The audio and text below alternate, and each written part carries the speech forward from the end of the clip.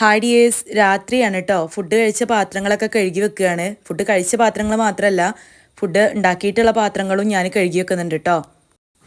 ഒരു ദിവസം ഇതുപോലെ പാത്രങ്ങൾ കഴുകുന്ന സമയത്താണ് ഹസ്ബൻഡ് വന്ന് പറഞ്ഞത് പാത്രം കഴുകുമ്പോൾ ഡിപ്രഷൻ കുറയുന്നുള്ളത്. പക്ഷേ എനിക്ക് അങ്ങനെ ഇതുവരെ തോന്നിയിട്ടില്ല കേട്ടോ. നിങ്ങൾക്കൊക്കെ അങ്ങനെയാണോ? പാത്രങ്ങൾ കഴുകുമ്പോൾ നിങ്ങളുടെ ഡിപ്രഷൻ പോവാറുണ്ടോ? എനിക്കിതൊക്കെ കഴുകി ക്ലീൻ ചെയ്ത് ഇങ്ങനെ കാണുമ്പോൾ ഒരു ഹാപ്പിനെസ് ഉണ്ട് എന്നല്ലാണ്ട് ഞാൻ അത്ര അങ്ങോട്ട് എൻജോയ് ചെയ്ത് ചെയ്യുന്ന പണിയൊന്നുമല്ല കേട്ടോ പാത്രം കഴുകൽ. കുറച്ച് പാത്രങ്ങൾ കഴുകിയതിന് ശേഷം ഞാൻ ഇവിടെ ഒന്ന് ക്ലീൻ ചെയ്യാണ്. കാരണം ഇവിടെയാണ് ഞങ്ങൾ കുടിക്കാനുള്ള വെള്ളം വെക്കാറ്. ഞങ്ങൾ കുടിക്കാനുള്ള വെള്ളം കോരിക്കൊടുന്നിട്ട് ഇതാ ഈ അണ്ടാവിലാണ് കേട്ടോ വെക്കാറ്. അപ്പോൾ ആ അണ്ടാവ് കഴുകി അങ്ങോട്ട് വെച്ചു. പിന്നെ കുടത്തിലുള്ള വെള്ളം അതിലേക്ക് ഒഴിച്ചിട്ട് അടച്ചു വെക്കുക കേട്ടോ. പിന്നെ ഇതിൽ നിന്നാണ് വെള്ളം കുടിക്കാറ്.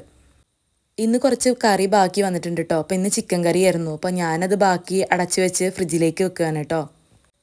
രാവിലെ ചായക്ക് എടുക്കാമല്ലോ. ഇനിയാണ് കേട്ടോ കാര്യമായിട്ടുള്ള ക്ലീനിങ്. വേസ്റ്റൊക്കെ പുറത്ത് കൊണ്ടുപോയിട്ടതിന് ശേഷം ഞാൻ അടുക്കളയിലെ സിങ്കൊക്കെ നന്നായിട്ട് വാഷ് ചെയ്തു. അതുപോലെ വേസ്റ്റ് ബോക്സ് കഴുകി വെച്ചു. ഗ്യാസ്, അടുപ്പ് എല്ലാ ഭാഗവും വൃത്തിയാക്കി വെച്ചതിന് ശേഷം ടവൽ ഉണക്കിയിട്ടു കേട്ടോ. അപ്പോൾ ഇതൊക്കെയാണ് കേട്ടോ എൻ്റെ രാത്രിക്കത്തെ വിശേഷങ്ങൾ. ഞാൻ രാത്രി ഇങ്ങനെ പാത്രങ്ങളൊക്കെ കഴുകി അടുക്കളൊക്കെ വൃത്തിയാക്കിയിട്ട് കിടക്കുമ്പോൾ നല്ല ആശ്വാസം തോന്നാറുണ്ട്.